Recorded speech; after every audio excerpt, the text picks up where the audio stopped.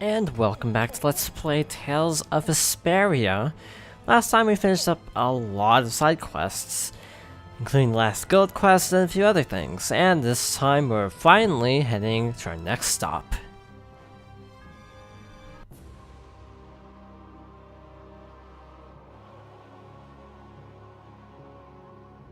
Damn, this is huge. It really feels like it reaches the sky. And this thing was just sleeping in the ground near Ospio. I can't believe it.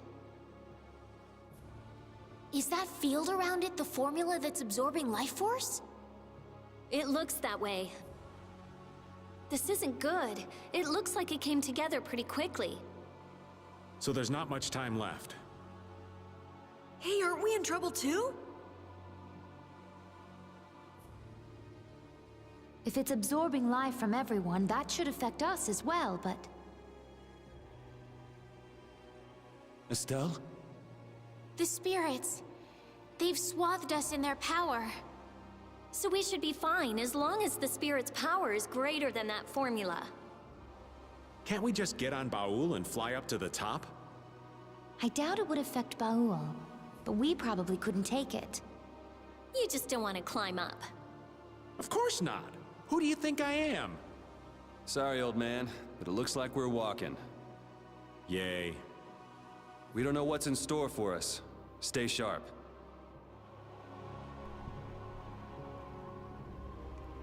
The ancient civilization of Garaios.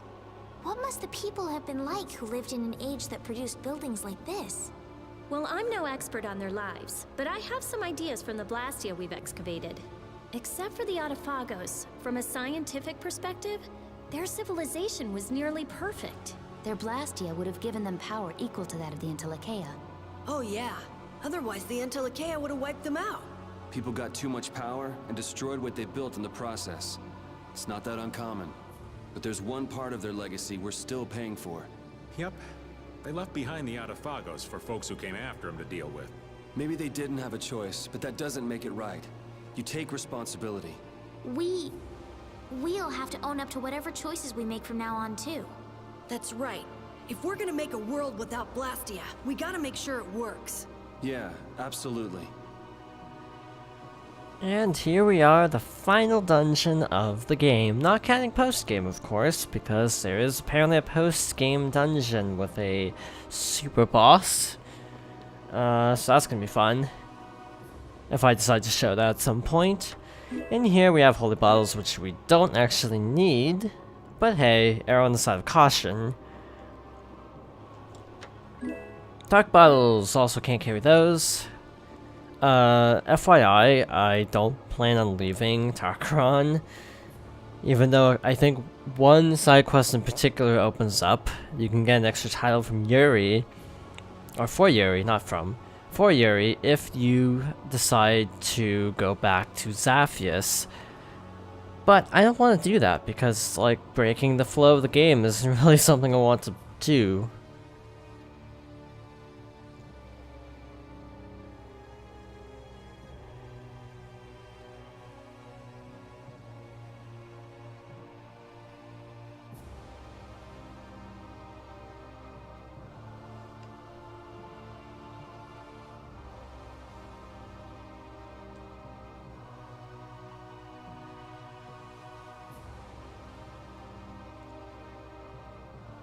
Whoa!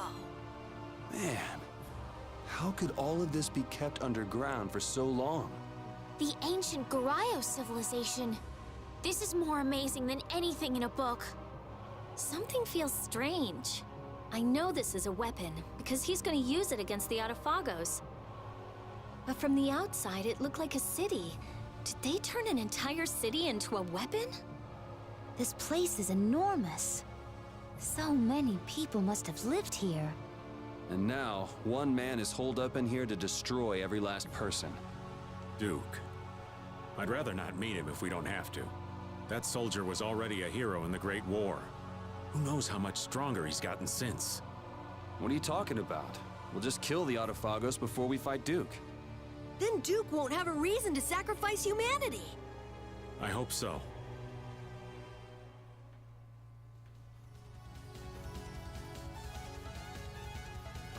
And thus, this is obviously the main part of the dungeon, and some interesting musical choices. Oh, these release the monsters, don't they? Oh, there's no challenge at all. Don't get... Now we do have Yuri in the front of the party, so we can't actually get into an encounter link, because it did look like there were 2 enemies there, but I think we are fighting both, actually. Never mind. You know, something occurred to me also when I was talking about Ifangos in the previous part, where basically I looked up who the final boss is for secret mission's sake. I mentioned that I didn't really feel like it would be a spoiler, because I was pretty confident who the final boss would be anyway. And it did occur to me with that train of logic, I could have been wrong though, because Final Fantasy IX. If you haven't played Final Fantasy IX, the game is quite infamous for having one of the weirdest final bosses ever, in that the character basically has no relevance. To my knowledge, the character in 9 isn't even foreshadowed, but I might be wrong on that. Our weapons are love! Justice! Sexuality. Would you stop? I just discovered something. The left trigger slows down how fast the camera pans, and the right trigger speeds it up. I did not know that until now. It's just a little cool thing, I guess. Oh, that was just one of them. Cool. Now, not gonna lie, I have no clue where I'm supposed to be going here. This place looks like kind of a maze. Just pick a path and go for it is probably the best course of action. You know what, a holy ball doesn't even sound like that bad of an idea right now, all things considered. But yeah, this looks very Tales-ish. Music doesn't sound it though. It doesn't really sound like something you'd hear in the final level of a Tales game. I don't mean that as a criticism, mind you. Wait, where did we come from? Down there? Okay. It looked like it positioned me, near that thing, and I thought, wait, was that a passageway I didn't know about? Okay, so obviously that connects somewhere else. Got a lot of monsters everywhere. We got this little portal-y thing. It's locked. Guess we need to deactivate that somehow. Shoot everything with the Sorcerer's Ring. Clearly that will work. Yep, obviously not supposed to be here yet, of all places. Can I? Nope. That really backfired. There we go. Except I still ran into him. Oh, there's no challenge at all. Don't let him trip you And up. special battle music, because we're actually in the final dungeon, I just noticed. You know what? Because there's the ring saying, signifying the edge of the battlefield, and there are rings on the floor as is, it's actually a little bit confusing to see where the boundary of the field actually is. At first I thought it was that inner ring, I was like, wow, this is a small arena, and then I realized, wait, it's actually this blue ring. No, that was just a little bit overkill. For the world. Just a bit overkill.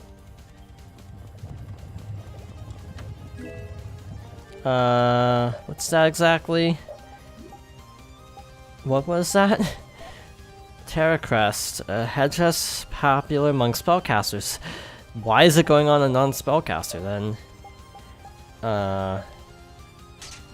Also, by the way, I actually never made note of this, but the tiara we got was actually an equip. Just kind of a nice little side note thing that I forgot to mention all that those parts ago, like 1 or 2 parts ago, I think.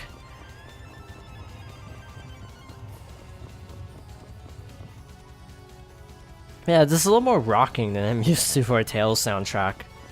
Not that it's rocking by most stretches of the imagination, as the saying goes. That's a really weird way to put it. But according to most people's interpretations of rock, this is not really it. But it's a lot more rocking than other Tales soundtracks, at least.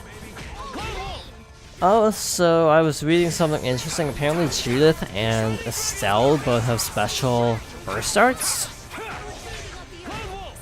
If they're using their joke weapons, the deck brush and the cat teaser.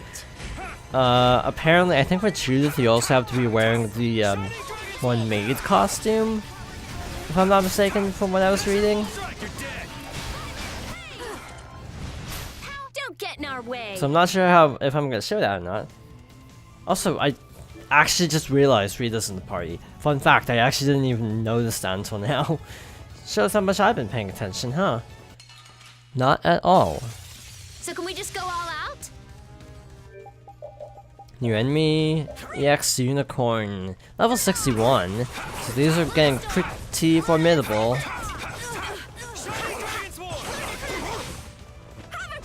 Also, yeah, I do know who the next boss is, and honestly, I'm not surprised, but I'm a little bit iffy on it.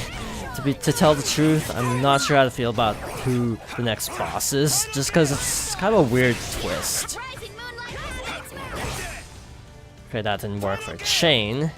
That totally flipped through him, too. Nah, this isn't scary. Your legs are shaking. You're kidding. Yeah, I am. I can do even better than this. So that finishes off that weapon, so I can actually upgrade. Hurrah! I think I'm gonna go with that for now.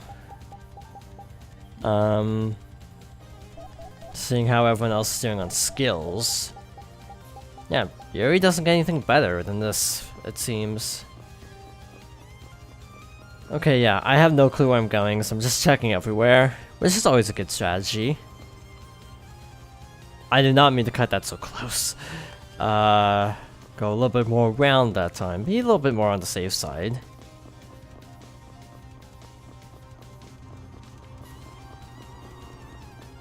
So over here we have a miracle gel, which we cannot carry any more of. I should have used one before actually picking it up, but I wasn't thinking.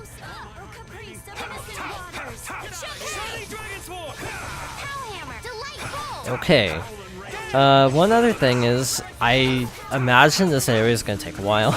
Even though it's the final area, I have a feeling it's going to take a while, because it's a Tales game, their final dungeons are pretty long, and that actually reminds me of a story I have. It's kind of a sister series, very loosely from a development standpoint, just mainly because, again, certain developers left and started working on something else. But similarly, in the Star Ocean series, The sign of victory. they tend to have really bad final levels. Yeah, Like, pretty legit, good. really bad final levels.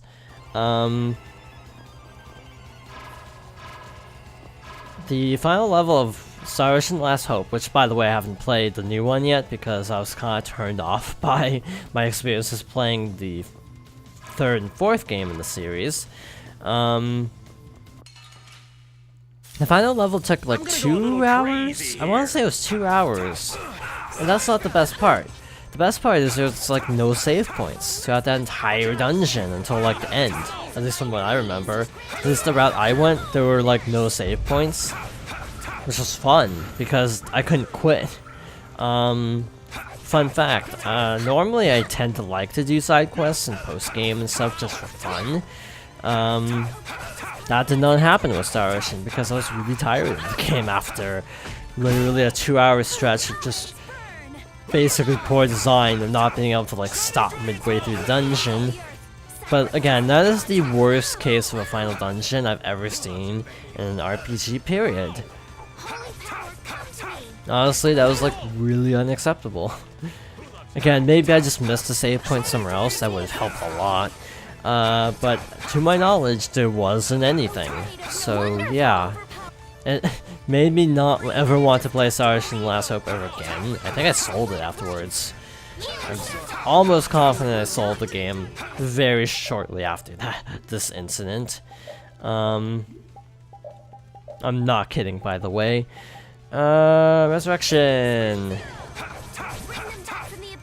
I don't sell as many games as I do now. Think before you use your arms. I tend to try to be a little bit more cautious about selling games these days, just because, quite frankly, games are becoming a lot rarer for some consoles.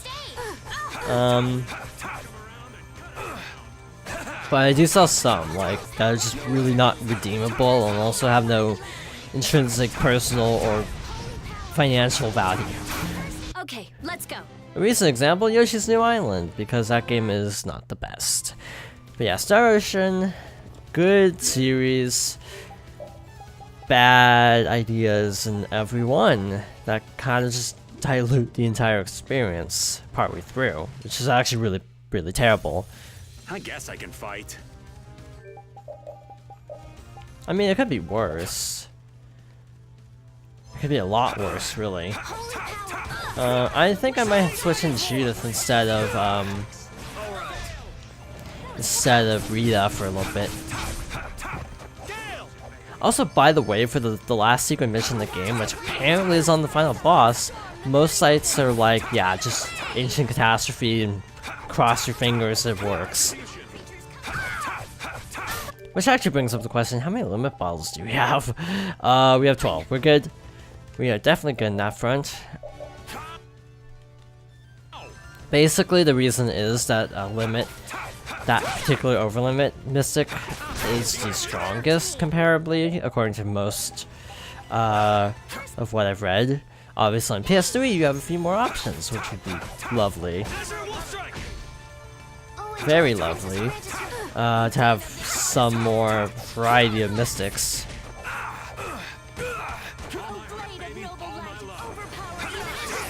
Yeah, I think a couple of the characters get like at least like 3 mystic arts, but I might be mistaken. I haven't looked into the PS3 version too extensively, just some titles. Oh, you poor thing. And also some of the story differences. Story differences, of course, are a big deal. The main one being you have Flynn more of the time. That changes the dynamic a lot. I hear Patty doesn't contribute like anything to the story, oddly enough. He didn't put much thought into her execution, apparently, from what I've heard. Okay, where the heck are we going now? I'm like actually a little bit lost now as to where to go. There's like a thing over there that's like probably a teleporter, I'm guessing. Also, these things look like terminals we can interact with, but we can't. That's not good. Did we go down yet? I don't think we did. Oh, maybe this is the ticket. Okay, we can only walk on it from this side. And locked, still. Goody. You know what? Screw it. Let's use items. Just so we live. Because living is important. Problem is we're gonna clip his... Okay, we're not gonna clip his tail. Not sure how that worked. You know what? Something I think I have brought up before. I kind of wish some RPGs that do have fixed camera angles like this, I kind of wish more of them would do like Final Fantasy 7 through 9 and have an option to just push a button and have like arrows appear and just basically have little guide arrows saying, oh, this is an entryway, this is something you can interact with, because sometimes when you have a fixed camera, it's actually a little bit difficult to tell. Just a little tangent, but yeah, it gets a little bit tricky sometimes. I think I had this problem in Symphonia in a couple places where I didn't know what I could interact with, just because certain things kind of didn't look interactable. Interactable, I don't think is a word. I don't actually know.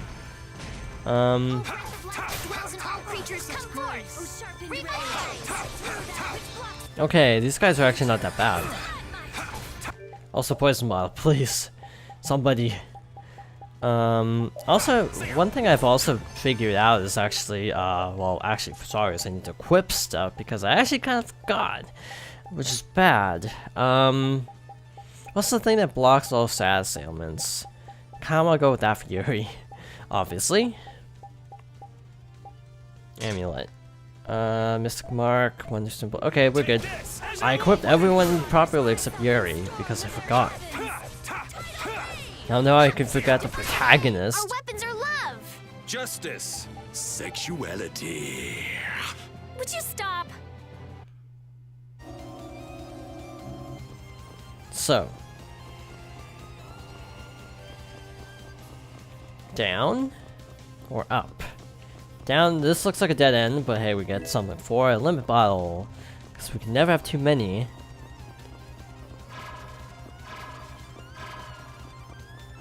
You know, something that I actually thought of. Wait, is this actually the thing we need for something else? Like, is this good?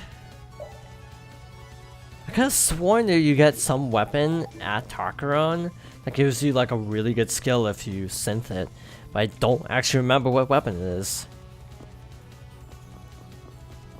'Tis unfortunate.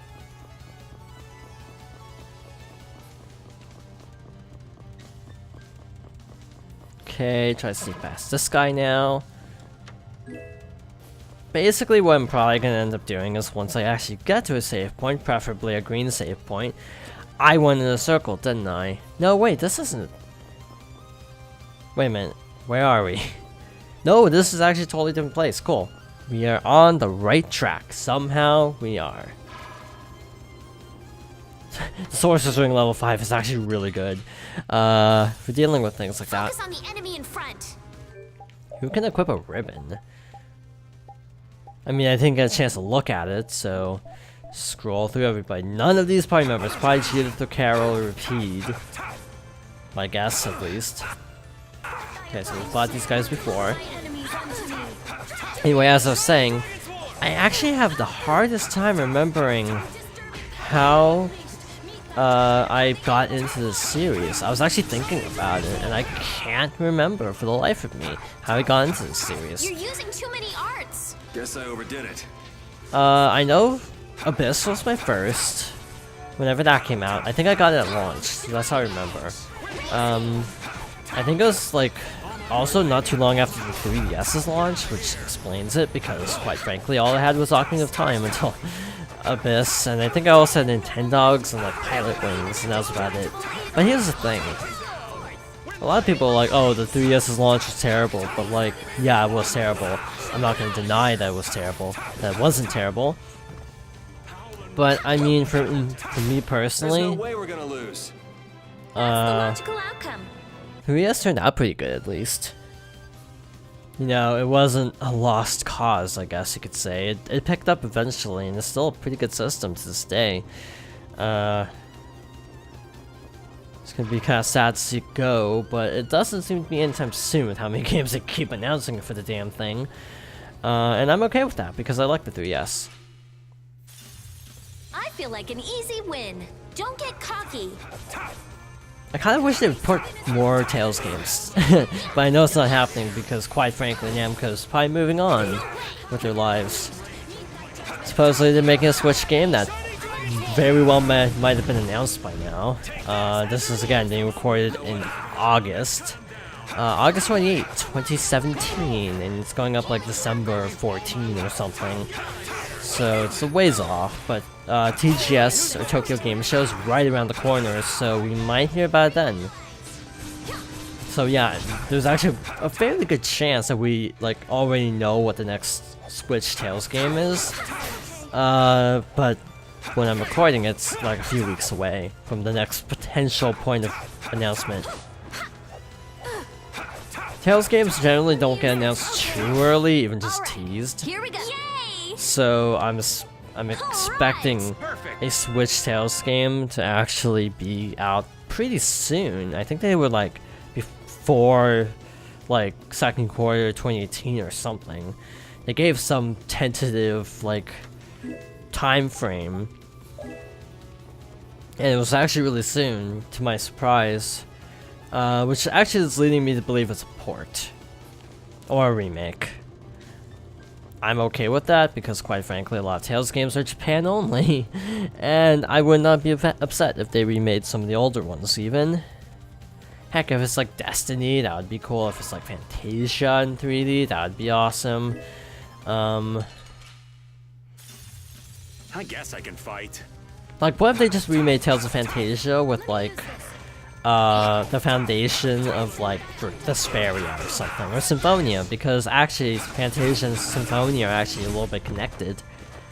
I don't know the details, haven't played Fantasia, but I hear there are references to a lot of things, there are a lot of references to it in Symphonia, though again, you'd have to look it up on like a wiki to actually get more detailed info on it.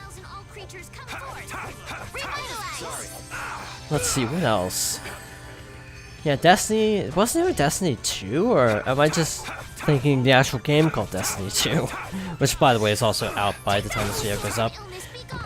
I never played Destiny 1 or Destiny 2, because those were like PS1. If Destiny 2 was actually a thing, I might just be thinking Eternia. Also, Tales of Destiny is like, isn't that like the only game that doesn't have an IA ending? It also brings up, oh yeah, Graces. Okay, so 2. That wasn't too bad. That's immediately, oh yeah, and Tales of Innocence, Tales of Heart. So a lot of them don't end with the IA ending. Then again, Tales of Heart and I think Tales of Innocence were branded as spin-offs instead of main series. So maybe that's why they don't get the little IA endings. I feel like an easy win. Don't get cocky.